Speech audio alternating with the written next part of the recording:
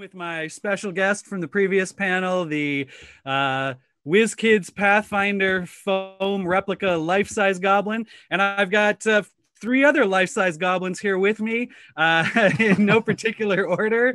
I have our director of game design, Mr. Jason Bulmahn. Hello, Jason. Hey there, Eric. How's it going?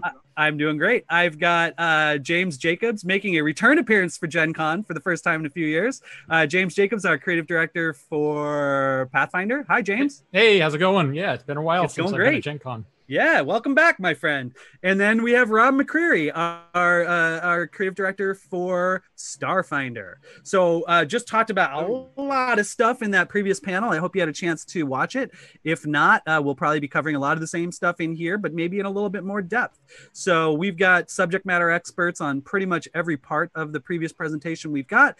We're open to kind of talking about various questions you all might have about anything we just revealed, about anything, kind of really about anything. So you got us for an hour, so we're going to do some Q&A, and then following this, I believe, is the character creation panel for the Advanced Players Guide, which Jason, are you part of that one as well? I am actually not in that panel. Okay, your team though. Yep, my entire team is to victory. Yeah. Awesome. So I'm gonna that'll go be have really, lunch. really fun. It's fine. I'm on break.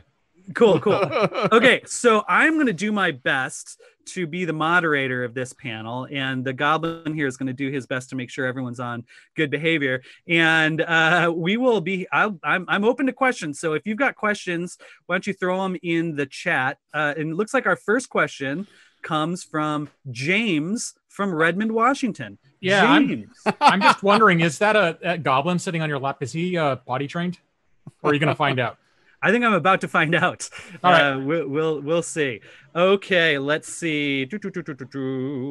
I'm just going through the chat right now. Eric, can I come and borrow that goblin for a minute? No, you cannot. I wonder if the next book might then be Secrets of Combat. So I think that's probably a reference to the fact that we just announced a book called Secrets of Magic that's going to be the big release, hardcover Pathfinder release for Gen Con 2021. People are kind of trying to suss out, maybe Secrets of Combat is next. Yeah. Jason, is Secrets of Combat next after that? I know we're not talking about what it is, but is it Secrets of Combat? No.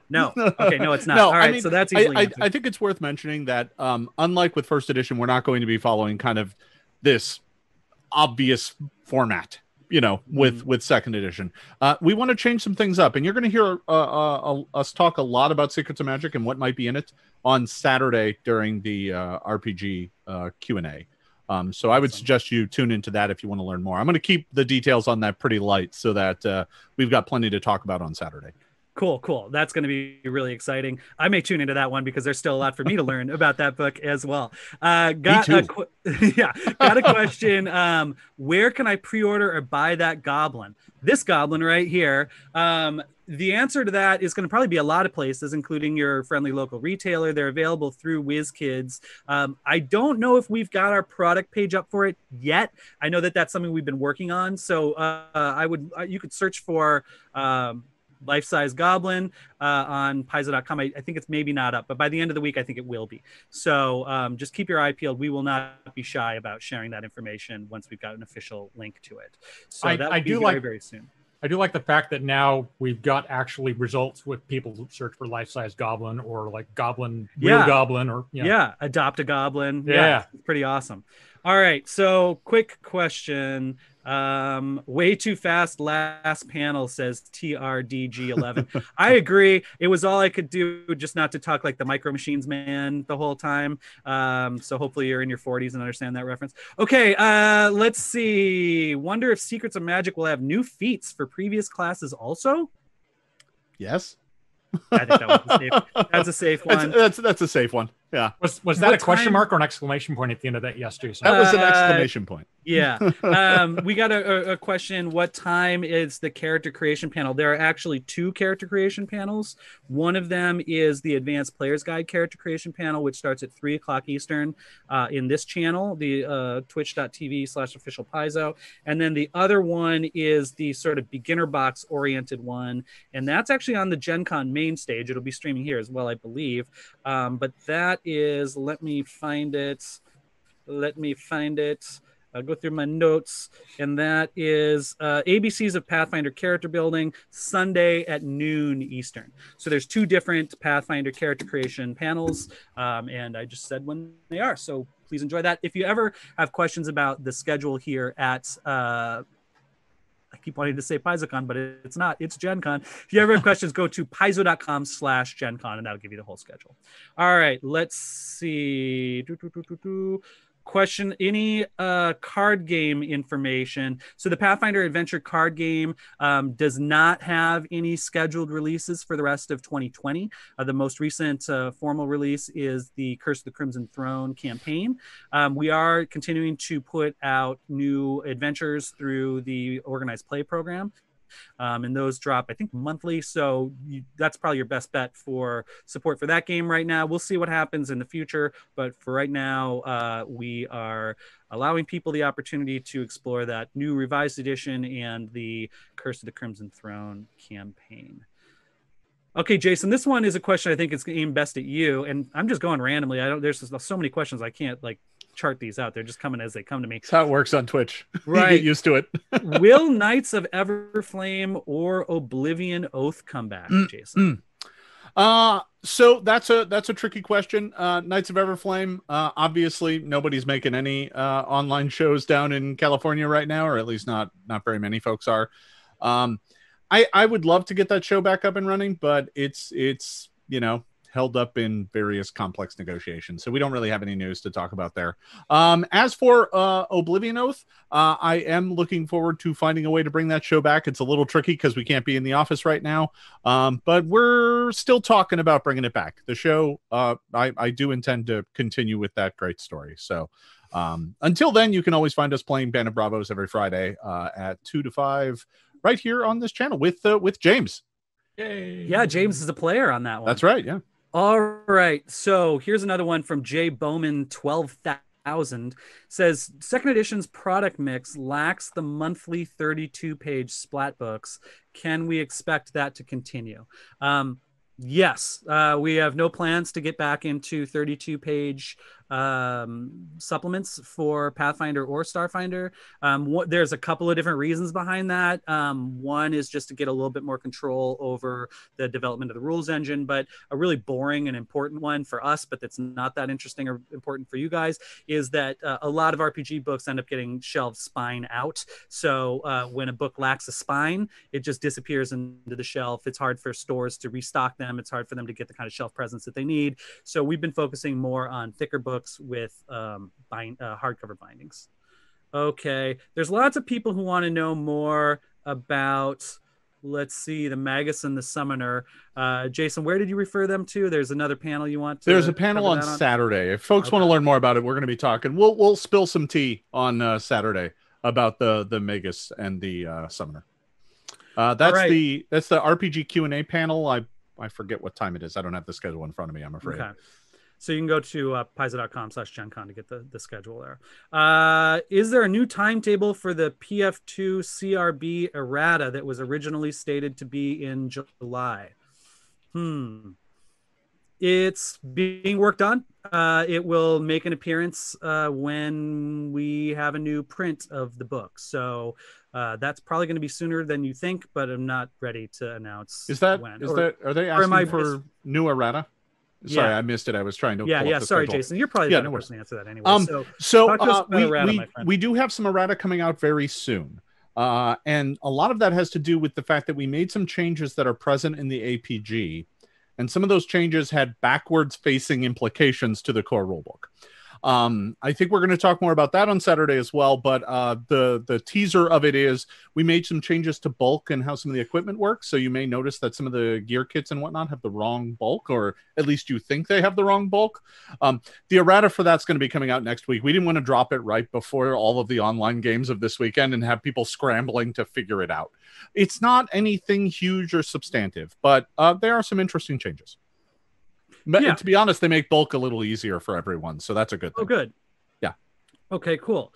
Let's see. Can I flip around the goblin so that we can see his sword? Yes, indeed. So here he is.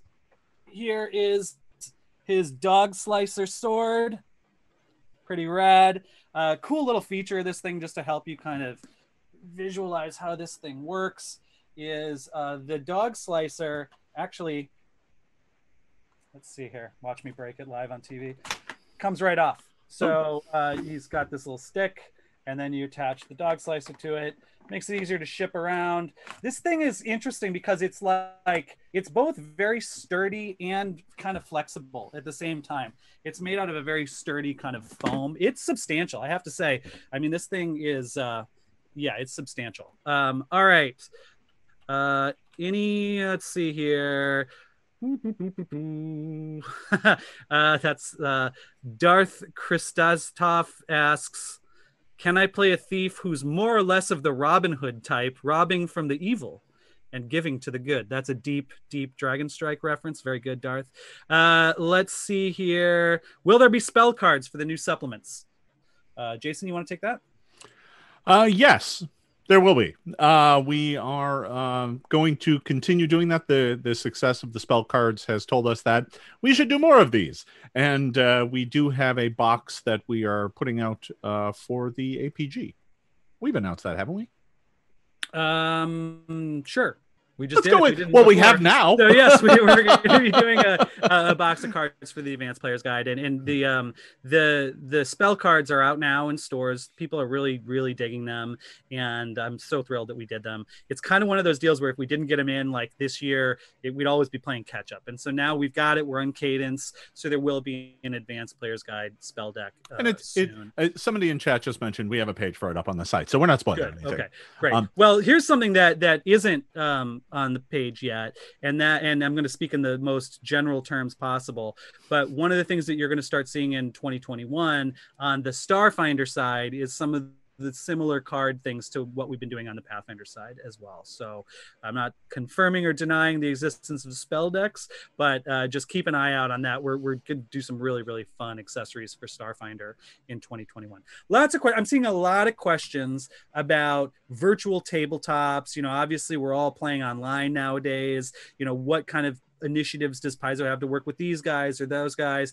We've got great relationships with a lot of the virtual tabletops, in particular Roll20 and Fantasy Grounds, but we got relationships and discussions with all of them, and it's a major thing that we're working on right now. Major initiative. We have meetings every few days to kind of push things forward.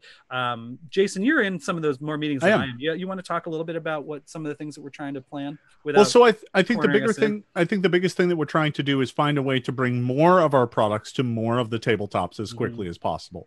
And we're also trying to find ways to give some of those assets, maps in particular, to folks in a way that they can bring it to whatever tabletop they want. So there's some things like that that are in the works. I'm not sure we've made full announcements on them yet. I don't want to speak in a way that gets Moreland sending me a message here. But I think we've made some good progress on that. I missed yesterday's meeting, so I missed what we were planning on here in the very near future. But I know there's been talk about importing a lot of our map products, including flip mats and map packs or map tiles, into places like Roll20 and Fantasy Grounds and the like, to have them be natively on those virtual tabletops so they're easier to use. Great. As might be expected, a fair number of questions about our special guest here. How much does this guy weigh? He's not quite as heavy as my 23-pound pug, but and the WizKid said he weighed, I think, something like 15 pounds. It's a little bit bulky and awkward, so I'd say it feels like it weighs about 20 pounds. So substantial. Someone wants to know where they can buy Jason Bulmahn. JasonBulmahn.com. Okay, sounds good. Appreciate that. Let's see. Jason, not everybody's got to look at the Advanced Player's Guide yet. A lot of people want to know, hey, I mentioned, by the way, that there you've got it. I mentioned that the Vigilante is now an archetype. It is. So we've shown now that you can go from being a 1E class to a 2E archetype. There's some questions about, is the Gunslinger in there? Is the Gunslinger going to be an archetype? Will we ever get a Gunslinger class? So our process by which we decide what becomes an archetype and what becomes a class is incredibly complicated. However, I will say this.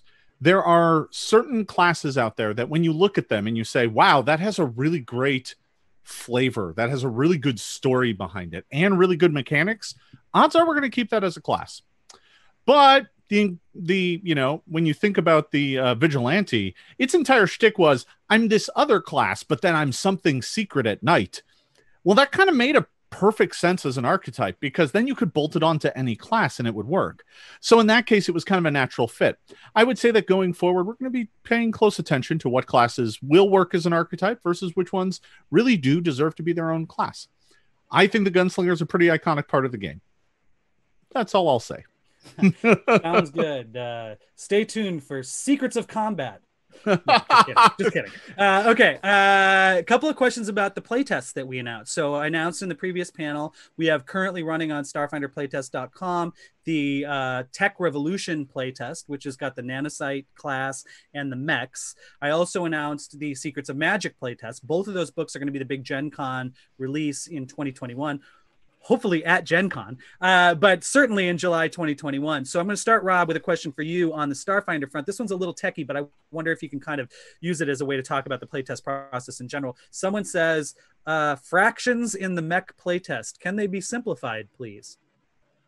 Well, that's a good thing, because one of the things we do want to do with the playtest is to get the comments from people and to fix kind of perceived problems. In some cases, we do put out things that are a little, for the playtest, that are a little perhaps avant-garde, you might say, because we want to test certain things and see kind of what breaks the system and everything. So definitely we are looking at all of the feedback and some of the things. We have those surveys, again, from starfinderplaytest.com. We'll take you to the links to the surveys where you can give us, and of course, on the message boards on Paizo.com. So we will definitely be looking at all the feedback we have, and we really want people to give these rules as much of a run through as they can so that we can adjust them and do what we need to make them the best that they can be. Yeah, kind of the operating goal of the playtest is to get stuff out there, get feedback, and then modify as necessary. Okay, a quick question before I get into the specifics on the Secrets of Magic. Someone asked, did they say what the dates are? And we did, but I'm going to repeat those for you now. The Secrets of Magic playtest will launch September 7th, and it will go until October 18th.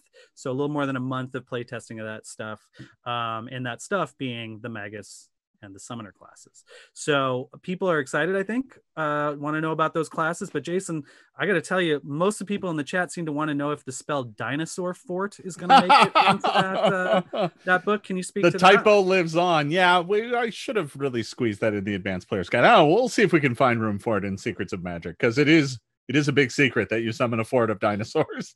We still haven't, to be honest, we still haven't sorted out whether or not it's a fort made from dinosaurs, right, or it's a fort guarded by dinosaurs. To be honest, I'm going to have to consult our subject expert. James? It should be, I mean, it could be both. I mean, why not do both? Put it in the Secrets of Magic playtest, and then let the audience tell us what they want. Yeah, all right. We'll figure it out. Yeah, that's good. That's good. James Jacobs, there's a question here. Could we talk a little bit more about, you just announced a couple of days ago, a little bit, unfortunately, a delay to the Kingmaker project that you've been working so hard on over the last several months. Can you talk a little bit about that process and sort of how it's going? Give us just a little kind of in-person update to add on to what you said in the blog.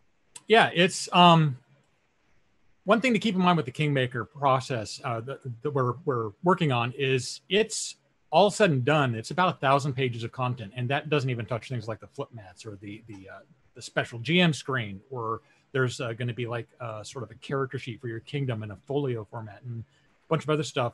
So it's about the same amount of pages that we put out last year when we launched second edition. So it's a big project. Right now, I just started working on the Rushlight Festival. For those of you who are familiar with how the Kingmaker Adventure Path works, Rushlight Festival is it's in the 5th book of the 6 books. And back in first edition, we had to invent rules right on the spot for how, jousting and archery contests and stuff like that work. With second edition, particularly in the Game Master Guide, we've got all of these really cool subsystems. So I'm able to bring in a lot of that stuff. And so when you jump into Kingmaker, a lot of the stuff you're already going to know how to play. And like the kingdom itself is going to be set up kind of as sort of, right now it's set up as sort of a character on its own. So if you know how to make a character, you're going to know how to make a kingdom. So it's it's really got a lot of options and stuff in it, but it's not going to, the point of it is to make it not so weird and new that you have to learn a new set of rules for everything you do in Kingmaker.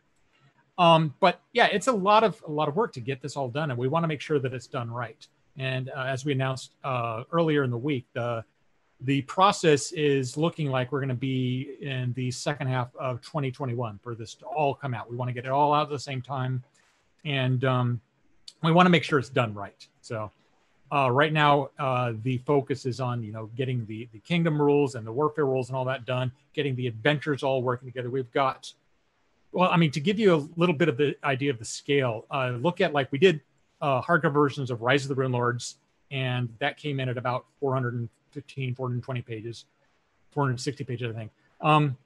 We did the Curse of the Crimson Throne hardcover, that came in at about 500 pages.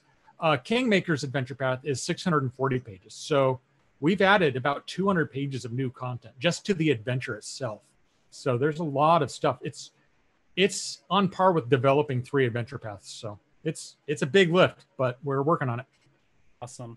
Let's switch to talk about Starfinder for just a second. And before I get to a question for you, Rob, I want to point out there's one cool new release for Starfinder I did not mention in the previous panel, and that is this guy. So this is a pocket edition of the Starfinder core rulebook. So I believe it's available now or very, very shortly. So this thing is super, super handy, just like our previous pocket guides for Pathfinder. This gets you all the rules you need just literally in your hand. Great for taking to conventions or going to a buddy's house to play a game, which is something I hope we all can do again soon.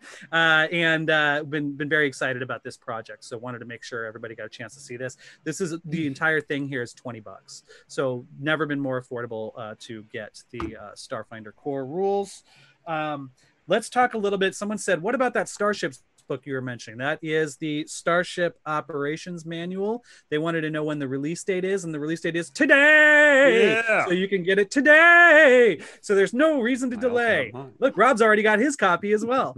But Rob, let's the specific question that I wanted to ask you from the chat is from Zerg Titan 99, who says, can you explain the behind the scenes concept / thought process behind the nanosite?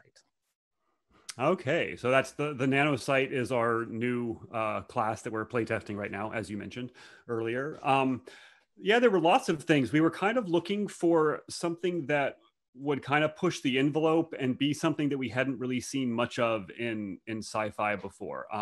And throughout the stuff we've done for Starfinder so far, there's little mentions here and there of nanotechnology going on in different places. And we're like, well, what if someone could actually manipulate that kind of thing? So we started talking about the different ways, and it's actually our senior developer John Compton, I think, who came up with the initial idea of saying, hey, let's do this nanotech class. And it's just a way to have really cool effects that are technology based, because it's going to be in our Tech Revolution book, but can do things beyond just like with a computer or a regular tool. Nanites are so versatile that you can do all sorts of things with it, and we wanted the class to be able to be like really utility and do all sorts of things using nanites as the kind of core of those abilities. Okay, cool. And hey, I've just gotten a message from HQ that says, can you remind everybody that when they buy through the end of Gen Con, when they buy I think it's with any purchase, but when you buy stuff, you get a free mini with the purchase. Certainly if it's the APG, but you get a free miniature if you buy on Paizo.com. So there's my half-assed way of getting that talking point in. Sorry about that. Thank you, Rob, for that question there. Let's see. Someone asked, after the 2 3-part adventure pass, which is the Abomination Vaults and the Fist of the Ruby Phoenix, what panel should I watch to find out what the next adventure path is after that? And the answer is not a panel here at Gen Con. We're not going to go past that for Gen Con. There's lots of shows this summer that are online and things, and so keep your eye out. We've got another big raft of announcements probably in September. Okay. Will the Secrets of Magic book, this one I guess is for you, Jason. Will the Secrets of Magic book have options for more martial-oriented classes like the fighter? Well, I think, the book is going to explore magic in all of its forms for all of the classes. Undoubtedly, there will be some way for non-spellcasting classes to get in on the fun in the book. But, I mean, obviously the focus is going to be here's spells and things that work with the Magus and the Summoner and stuff like that. So, that said, this book is kind of the first big release that's outside of what we consider kind of the core of the game, right? The core rulebook, the bestiaries, the advanced player's guide, the game mastery guide, beginner box. So this book allows us to get a little bit more experimental and look and kind of change up the format and not just provide kind of here's just a big book of rules content. It allows us to kind of explore the game and explore it in kind of some fun and interesting ways. If you want to learn more, I highly recommend that you tune into the panel on Saturday. It is the Ask the Experts Pathfinder RPG panel. It is at 2 p.m. Eastern. We will be spilling all the beans there, or at least some more of the beans. Enough beans to make a mess. Yeah, to make a chili. I don't know where this analogy is going. Alrighty. Jay Bowman 12,000 says he misses the novel line. Is there any hope for a continuance of longer fiction, either physically or via EPUB? Hard to say. The marketplace for that stuff, we had some real problems with and struggled with mightily with a partner that didn't really work out and has been kind of in limbo for a while. I will say there are dedicated people at Paizo who are working tirelessly to try to find a better spot for that. Right now, we've been doing a fair amount of shorter fiction on the blog. That's kind of a step in that direction. We'd love to get back into it, but right now the timing's not perfect. So not right now, but we want to almost as much as you. Let's see. There's a bunch of questions I don't know the answer to, so I'm just going to skip those. A lot of people wanted that Gunslinger in 2E, Bulmahn. I know. How much does a Goblin cost to ship? I have no idea. I think they're still trying to figure that out, which is why the product is not yet available for sale. It's going to come in a big packaging, so it might not be super cheap. Any future plans for a character builder for Pathfinder 2? We're looking into it. We'd love to have something like that. We've got some preliminary thoughts on it. We're not quite there yet. Hopefully by this time next year, we'll have something much more interesting and exciting to talk about on that front. All right, here, this is a big question for Jason. Is there an estimated timeline for all of the 1E classes to be represented and maybe start seeing some new stuff? I would say, we put out a lot of classes in first edition, and sure I don't want second edition to be defined by at what cadence do we put out all the same things we put out from first edition. I don't think that's a great way to necessarily build and grow the game. So will we put everything out? Probably not immediately. Will we start introducing some new things? Yes, absolutely. What's the timeline for that? Soon. It's obviously beyond the scope of Secrets of Magic, but I will say that, we plan things out several years in advance. So we're already looking beyond that and what kind of fun opportunities exist out there. I will say that you will start seeing new stuff that is brand new in concept from us in the nearer future. Yeah, you will definitely see brand new stuff before you see all of the 1E stuff. That is absolutely true. That's a good way to phrase it. 100,000%. Yeah. We want to get to some new stuff as well. I mean, part of it, there's so many new ways to do kind of some of the old stuff that some of that old stuff feels new in a way, but I know we're all chomping at the bit to get some legitimately new stuff. Yeah, somebody got my Spaceballs reference in there. When will then be now? Nice. A lot of love for the Foundry virtual tabletop in the chat. So we're aware of that one. Pretty cool looking for sure. We want to be partners with all good virtual tabletops. When I was trying to see where you are in the chat, you're way up there, aren't you? I know, man. There's just so many questions. Someone says pancakes. I don't know if that's a question, but I thought I'd say it out loud. The answer is yes. Let's see here. Will we get Lost Omens Darklands with heritages like Drow, Deep Gnomes, and Caligny? James, that's coming to you, buddy. I hope so. I mean, the Darklands. That's a good idea. The Into the Darklands was a book that I wrote. I wrote most of it. I had Greg Vaughn helping me out with, but it's a part of the setting that I really like. It's spooky, it's creepy. It's got a lot of my favorite, creatures living down there in the deep. It's tricky though, because right now the game is we've got a lot of content for players coming out. I would like to see us look at in the Lost Omens. Oh, the Goblin's getting a little encroachment. I would like us to start exploring in the Lost Omens guide books that are kind of blend that a little bit more, rather than just be all about like, here's a bunch of ancestries from the Darkland. Maybe like half and half. Here's ancestries, here's player stuff, here's GM stuff. We don't have anything announced yet or anything like that, but a Darklands book, a Darklands adventure path would be really cool. Yeah, it's an entire, you have the entire top of the planet with Avestan and Garund and Kazmarn and all that. And then you've got that times 3, because there's 3 layers of the Darklands and they're under all of those continents. So there's a lot of stuff to explore. That's for sure. Here's a question. I'm going to come back to you in a minute, James, but I'm going to get Rob's answer to this.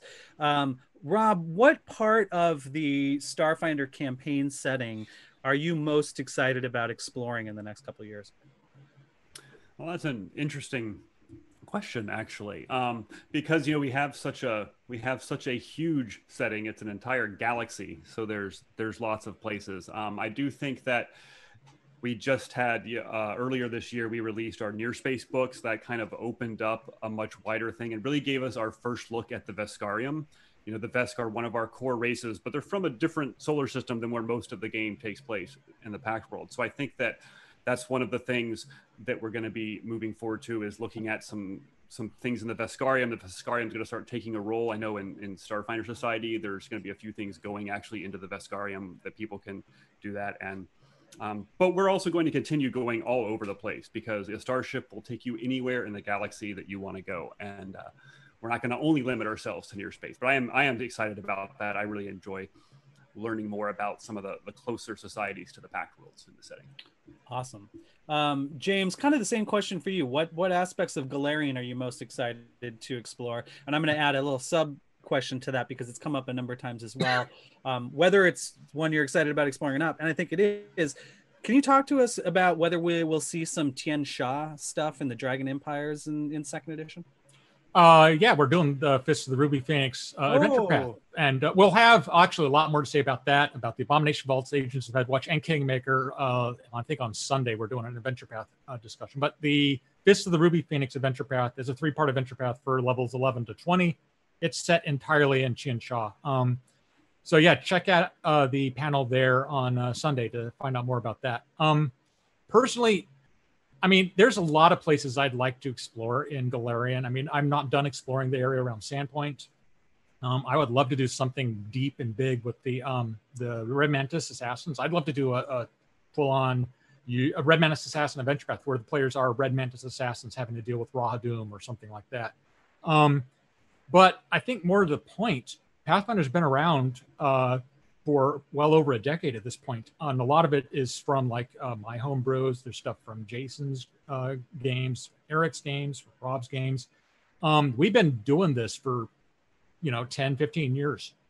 And the thing that I'm actually most excited about is seeing what our new employees can bring to the setting. Eleanor, Louise, Patrick, Ron, and just Linda, and all these different people that have their own just brilliant imaginations, that finding out the parts of the world they're interested in exploring is not only going to make Galerion more interesting, it's going to give me something, new to read about Galerion. So that's the part that I'm the most excited about, is seeing what they're doing with the setting. Okay, cool. Interestingly enough, one of the people who asked about Tian Sha also said, "Will we get an adventure with the Tarask in it?" We already did. Agents of Age of Ashes, Volume 6. There's a little bit of a spoiler here. One of the things that happens there, you're going like these like kind of weird dimensional vision type things, and you fight a couple of Zotanids, which is one of the spawn of Rovagug. Of course, the Tarask in our setting is the big spawn of Rovagug, and he's in there. So we've already got stats for him out there. Whether or not we do an adventure path that is about the Tarask, the funny thing there is I've been trying to get the Tarask into an adventure path since, Savage Tide was it, Erik? Yeah. And he keeps getting, booted to the next one and to the next one and the next one. It's a tricky thing to add in because the Tarrasque is a 25th level creature. And so you can't put him into like the early adventures. I've been looking at ways like where you can like wake him up and harness him and use him against your enemies or something like that. And the longer we work on Pathfinder, the more proud and the more interested I am in stuff that we've done for the game. So, I mean, the Tarrasque is really rad, but it's something that Dungeons and Dragons invented and built off of like French legends. And so if I were to do a big adventure path where there's like a kaiju or something like that happening in the adventure path, at this point, it's probably going to be something we've created, something more Galerion flavored. And yeah, I do like kaiju, and I'm not the only one at Pathfinder, at Paizo that likes kaiju. So keep an eye out. Sure would be interesting to see a kaiju in a product. Yeah, wouldn't it? I mean, in the next 12 months. Yeah, especially if there was a place where it would make sense to have something like that. That sure would be unexpected. Okay, let's see here. Some other subtle questions. Guys, subtle. Thank you. You never know what you might learn at one of these Q&As. Yeah. Somebody asked a fair question. What's the deal with the Absalom City book? Where are we at with that? The answer is it's still in development. It's almost done. And it's my fault. The team that started the project did a great job at it. The freelancers did a great job at it. I, during the outlining process, caved in on making it smaller than I thought it should be. And then when the final book got to my desk, it was missing something. I think we could have put it out. It would have been just fine. But I run city campaigns most of the time. When I'm running a game, it's frequently in a city. I played in Monty Cook's Tallest campaign for 9 years. I really feel like I understand what a city book needs to be, and it needs to be something not just that you read that's fun to read, but something that works at the table. In my experience, a city is totally different than a dungeon. A dungeon, you pop in and it's like, do you want to go left, right, or straight ahead? There are 3 options, and they're all delineated by the GM. Whereas when you get to the city gates, it's like, what does Bulmann's crazy character want? What bar does his character want to go to? What temple does James's character want to go and get, his arm regrown? Where does Rob's character, where does he want to go to hire a new hireling? I might not know any of that stuff until I turn to them and go, well, what do you guys want to do? And so it was really important to me that book be a table reference as well as just a fun story about the city of Absalom. It's got a lot of table use in it before I even got my hands into, well, I wrote a bunch of it, but before it hit my desk for final review, what I decided was that it needed significantly more work on the NPC section of the book. So and I'll get to James's involvement in that in a second. But what that means is that if the NPC is mentioned anywhere in the book and is still alive, there's going to be an appendix that has a description of that character, how they link up with other characters in the city, where you can find them, what adventure hooks are tied into them, etc. It was one of those deals where I kind of was like, this is what must happen. And then for the last several months, I've been dealing with the repercussions of just what a crazy decision that has been, because there are 400 NPCs in the book. So what we did is there was always a few of them. James Jacobs and I have been writing all of the NPCs for the rest of the book. So it's currently at 89,000 extra words for this project, which isn't frankly crazy, and we're almost there. So it's looking like that's going to be early 2021 is the goal right now. Most of it's done. It's just that part that the publisher is being fancy and persnickety about. So I have to say, one of the things that I've really enjoyed with this project is getting to work creatively with James very closely. James has done about 100, maybe even as many as 150 of these NPCs. I've done the rest of them, and some of the original writers did probably about, 15,000 words of them. So there's a lot of new stuff in there. It's going to be totally awesome. It's just I'm being an artiste with this one and holding on to it until it's done. So the goal is to have it done out early in 2021. James, look like to give people a little bit of a sort of a comparison. If we just published the NPC section from the Absalom book, we could probably do a 128-page book just on that. So God only knows what it'll cost when it's finally done, but we're getting there, and I'm almost done. So Eric, can we release you from this panel to go work on it? Well, I'm taking a week off in 2 weeks to do it. So okay, let's see. Miniatures releases, we've got question about, are there any upcoming miniatures releases? I just announced the currently available Starfinder Battles minis from WizKids. We also have Pathfinder Battles sets, a couple of those a year every few months. We're looking at a big Starfinder Battles set as well that's coming out soon. We want to get into terrain. WizKids has got a great line of sort of non-branded terrain, meaning non-Pathfinder or D&D, but it's called Warlock, and beautiful tiles, plastic, affordable, and they're really keen to have us do some sort of specific Pathfinder stuff in that. I asked to clarify some of the information on this guy, and our contact over at WizKids yesterday was like, be sure to mention it's the first of many. It's the first of many.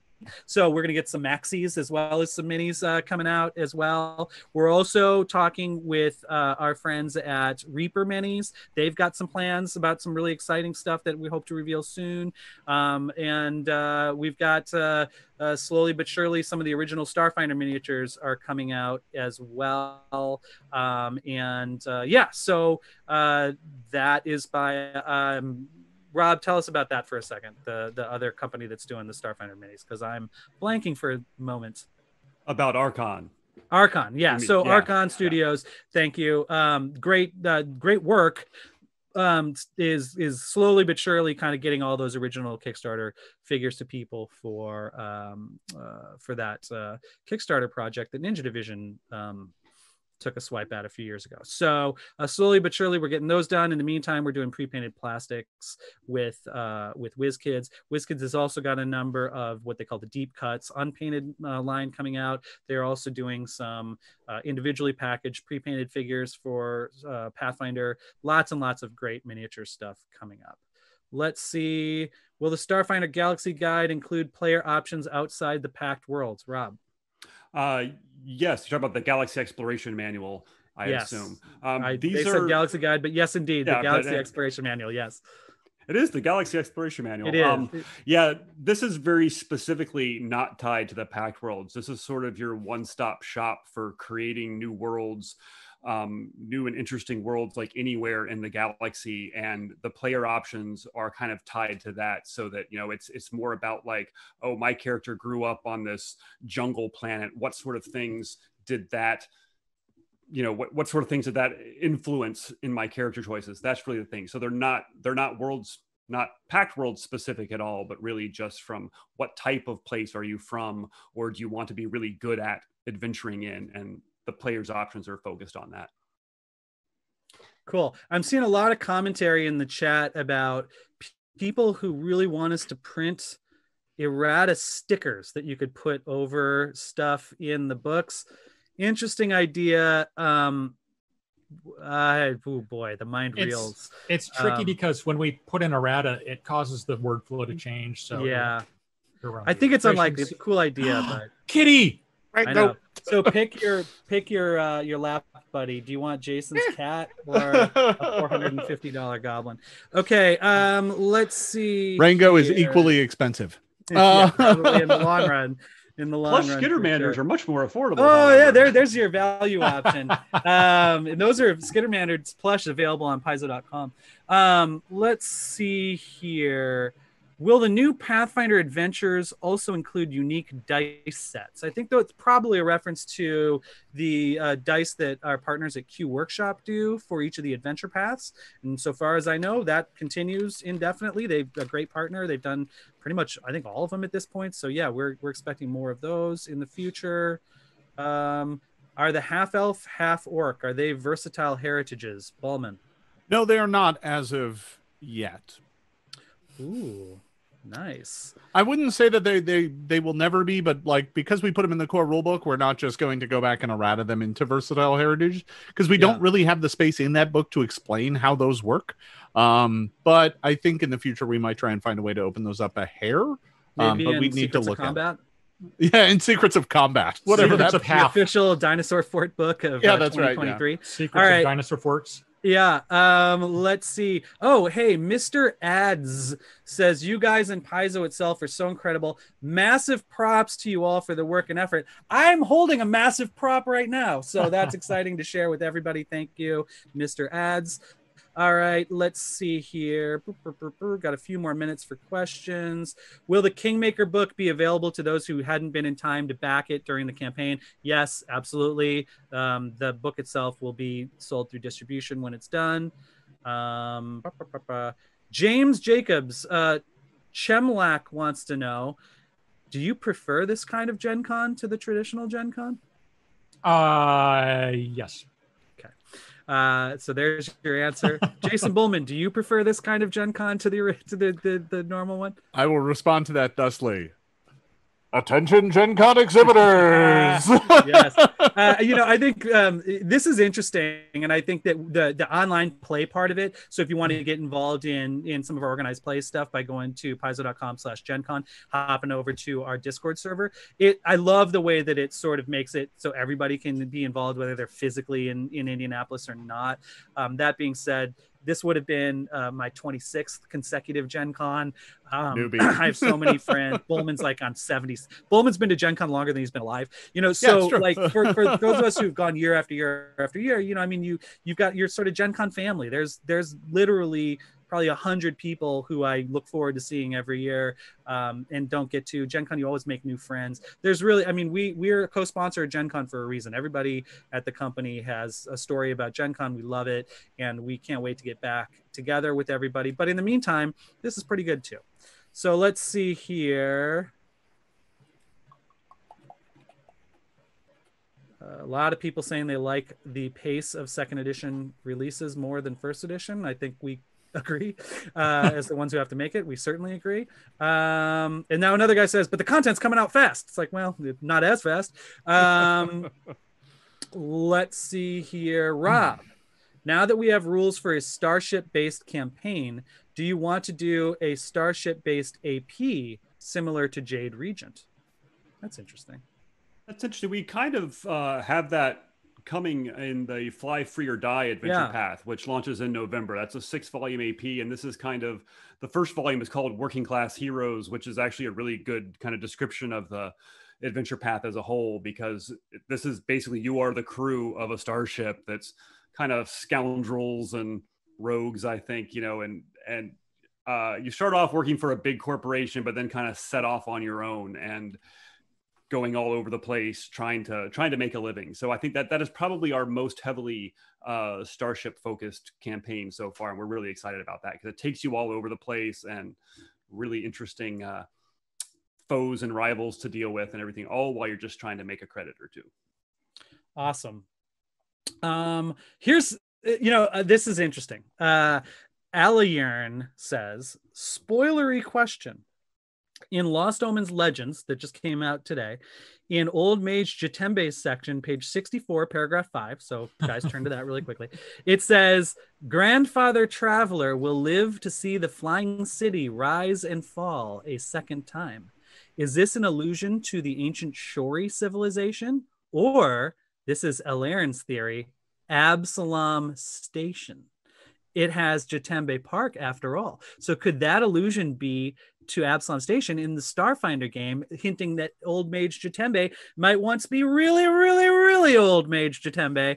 I gotta say, I don't even know. I don't think there is an answer to that question, but part of the kind of cool thing about having at least an inkling of one potential future where the Pathfinder world could go to morph into Starfinder, it does bring in these kind of really interesting theories, and you're starting to see these like kind of off-kilter ideas that like we maybe never came up with. But I mean, because you asked that question, the answer might be yes now. So I just wanted to share that. I thought that was a really neat question. That's cool. And I'm not answering it. Okay. Let's see. Okay, Rob. Interesting. There may actually be an answer to this. Rob, can we have something in the future for Starfinder where we can combine spaceships together to form a bigger ship or mech a la Voltron? That is a good question. We do have, we were talking about in terms of the mech rules, we do have in the new playtest, we have rules for multiple operators in a single mech.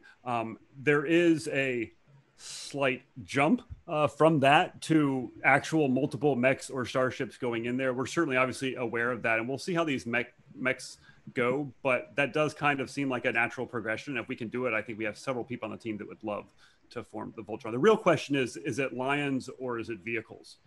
Because that's that forms the thing. And obviously the correct answer is lions. Or that weird one with the 4 arms that I never understood. Or dinosaurs. Target.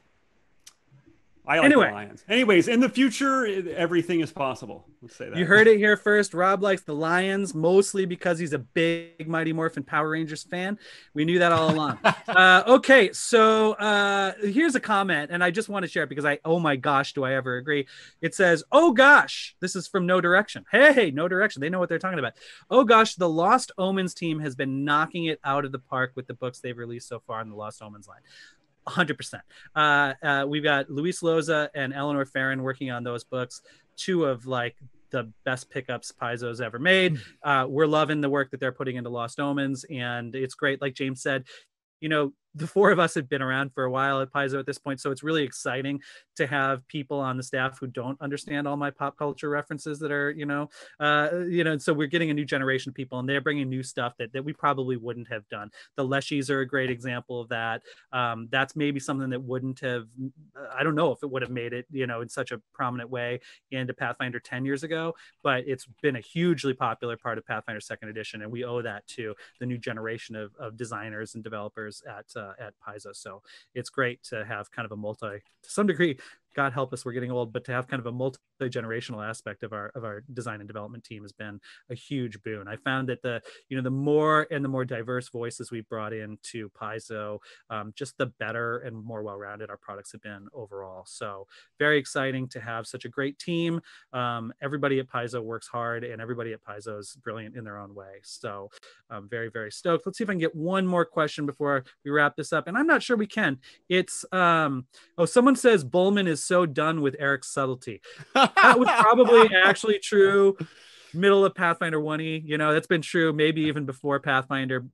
Jason and I have known each other for a long time. Eric, we've known each other for 20 years. Oh my God. And we met at a convention. So how about that? So everybody, I think it's noon here. So I'm going to wrap this thing up. We'll get the next panel in here in just a minute. That will be the Advanced Player's Guide Character Creation with the design team. You guys are going to have a fantastic time during that panel.